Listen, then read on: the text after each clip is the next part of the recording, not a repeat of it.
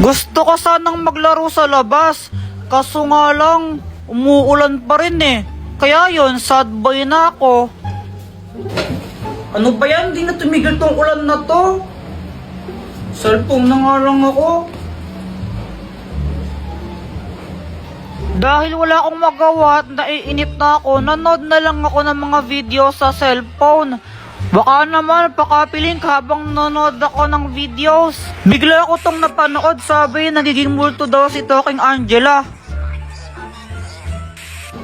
Joanna, tignan mo, nagmumulto pala si Talking Angela kapag 3 AM. Where? Ito sabi nga dito, do not talk Talking Angela kapag 3 AM kasi daw nagiging multo. Patingin nga. Ito, tingnan mo ito. Fake news lang ata yan, Kuya Jepoy eh. Malay mo, totoo, naglalaro ka pala nito. Basta ako, hindi ako naniniwala dyan. Kung gusto mo mamayang 3 AM, kausapin natin si Talking Angela, tignan natin kung totoo. Oo, sige. Sige, magpupuyat tayo, walang matutulog ng maaga. Gustong gusto talaga namin magpuyat ni Joanna nun. Kasi gusto namin malaman kung totoo ba yan o hindi. Kaso nga lang, matulog na kayo ha? Pero ma'am, makakausapin pa namin namayang 3 AM si Talking Angela eh. Ay Jepoy, hindi. Matulog na kayo. Sige na mama, payagan mo na kami magpuyat. Mamili ka. Matutulog ka, papaluin kita. Daya. Kayong dalawa pag kayo may ginawang kalokohan, lalo ka na Jepoy. Yari kayong dalawa sa akin.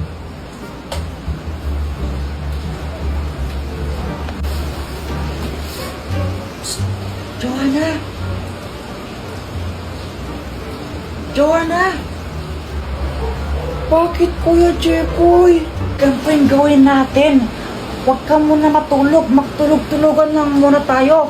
Tapos mamayang alas 3, sigurado tulog na si mama nun. Doon na lang tayo bumangon, tapos gawin na natin yun. Sige, magandang idea yan. Joanna, 3 AM na tingnan mo. Tara, gawin na natin. Oo, game na ako. Hello, my kasal. Akatin tayo ni Talking Angela. Wala pa, wag kang OA. Ito na Talking Angela, multo ka ba? Papaluin ko kayo! Hala, papaluin niyo daw tayo. Hala, ba't mo kami papaluin? Papaluin ko kayo kasi pasaway kayo. Mama, si Kuya Jepoy po eh. Lagot kayong dalawa sa akin. Oh! Sinasabi ko sa inyo, ang sakit mapalo sa puwet. Wala kaming pasok ngayon kaya ang sarap ng tulog ko. Kaso nga lang may epal.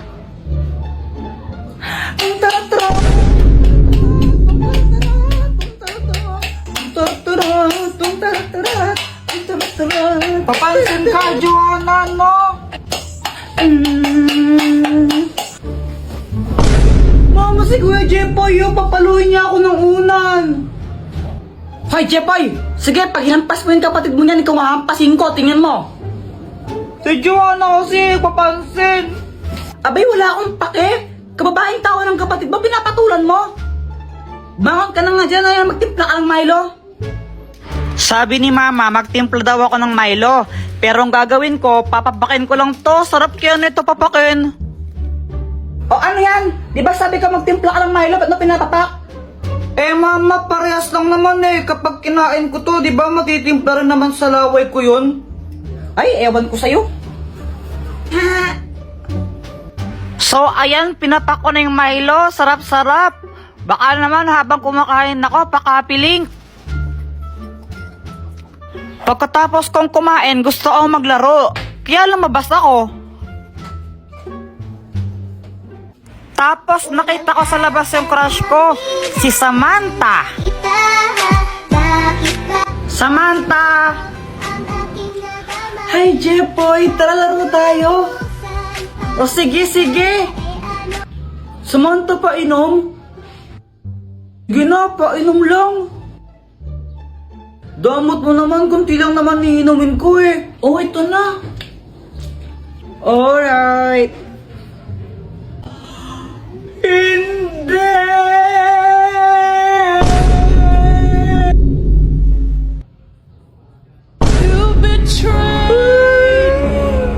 Kaya ako sad kasi, di ba, ininuman na ni Samantha yun, andun yung laway niya, tapos uminom si Boyet doon, eh di ba, nag-kiss na rin sila.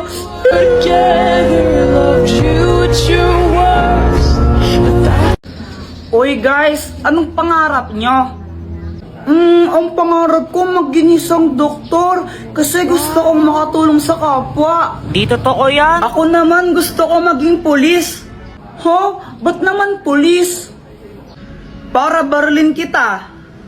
Eh di wow. Joke lang, syempre para hulihin ko yung mga masasamang tao. Ay, sayang, tapos kala ko kukulong totoo. sila.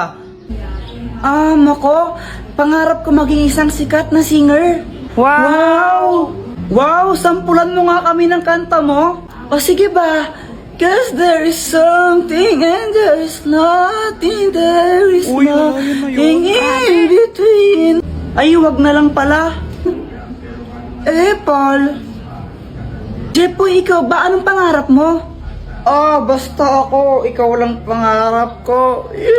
Unang araw pa lang minahanda kita. Bakit ba? Yan, kaya puro ka bagsak kasi puro ka lande. Diyos Diyos, yung bata ka na, hindi ka pa nga tuli. Umuwi ka nga muna. Lama mo naman eh. Uwi! Ayoko. Hello people, so naglalaro kami ng sipit ni Boyet. Ayan siya oh. Baka naman guys oh, pakapiling. Tignan mo, Jepoy, ang ganda nung akin. Mas maganda yung akin, tignan mo, Voltes 5. Anong Voltes 5? Paano naging Voltes 5 yan? 4 lang yung sipit mo. Di Voltes 4. Uy, Jepoy, yung tatay mo, lasing. Oo nga. Sandali lang. Guys, kami lang ba yung ganito? Kapag kasi lasing si Papa, tuwang-tuwa kami ni Joanna. Touch, boy, touch, yung lover. Papingin, 10 piso, bibi. Ano, pera? Ba't di mo agad sinabi? Ito. Sa'yo na to. Uy, hala, Papa, thank you po. Ang bait-bait nyo talaga. Paglasing. Ano, anak? Anong sabi mo? Wala po. Sabi ko po, ang bait-bait nyo. Sige. Papa, ako din, pengi. Sige. Ito. Ba't 50 lang? Tapos kay Kuya Jepoy, 300. Anong sabi mo, anak, ha? Ang 50 lang, ha? Alam mo ba kung gaano kahirap kumita ng pera ngayon? Tapos lang mo lang yung 50 na yan, ha? Bad yan, bad. At dahil may pera na ako, bumili ako ng maraming chichirya sa tindahan. Nung ano po, yun po, yun, tsaka yun po. Sige, sandali lang ah! Ito po yung bayad. Uy, Jepoy, yung dami mong pagkain na. Pengi naman. Gusto mo na ito? Bili ka. Ang damot mo. Inggit ka lang. Karma, ikaw kasi ang damot-damot mo eh. Kung kami tuwang-tuwa paglasing si Papa, si Mama naman inis na inis. Paulit-ulit kasi si Papa pag lasing siya. Honey! Ay, naku, Rolando, lasing ka na naman. Ha? Sinong lasing? Ikaw! Ako, lasing ako. Oo. Lasing pala ako. Sino kasing lasing? Ikaw nga! Ako! Lasing ako! Nagigil pa ako sa inyo. Ikaw! May isang kuyang stranger na lumapit sa akin tas may inabot siya. Tapos syempre tinanggap ko, ako na nga binibigyan, choosy pa ba ako? Nakasakay si kuya sa magic truck. Kuya, para sa akin to, walang pambayad. Iho, libre lang yan, bayad na yan eh. Ay, bayad na ba? O sige, thank you. Siyempre, dahil libre lang, inuwi ko na agad. Guys, baka naman pakapiling muna. Mama, tignan mo, may package ako. Galing daw sa ibang bansa to. Hoy, Jepoy, Shopee na naman yan, no? Ay, hindi wala nga daw tong bayad. Sabi ni kuyang nag-deliver. Ay, Jepoy, baka bomba naman yan na. Diyos ko po, anak.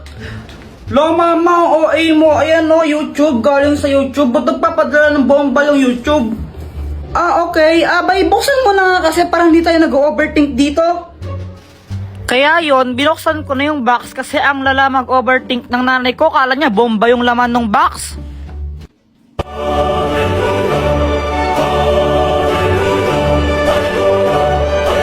Mama, may silver play button ako!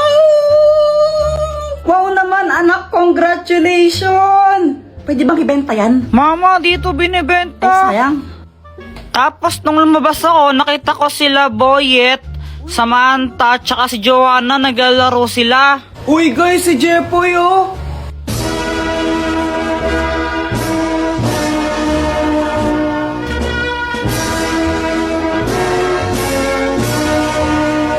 Wow, Jepoy, silver play button! Congrats! Salamat! Pawak naman kami yan, Kuya Jepoy. Ayoko nga. Baka madumi yan. Dumi-dumi ng kamay mo.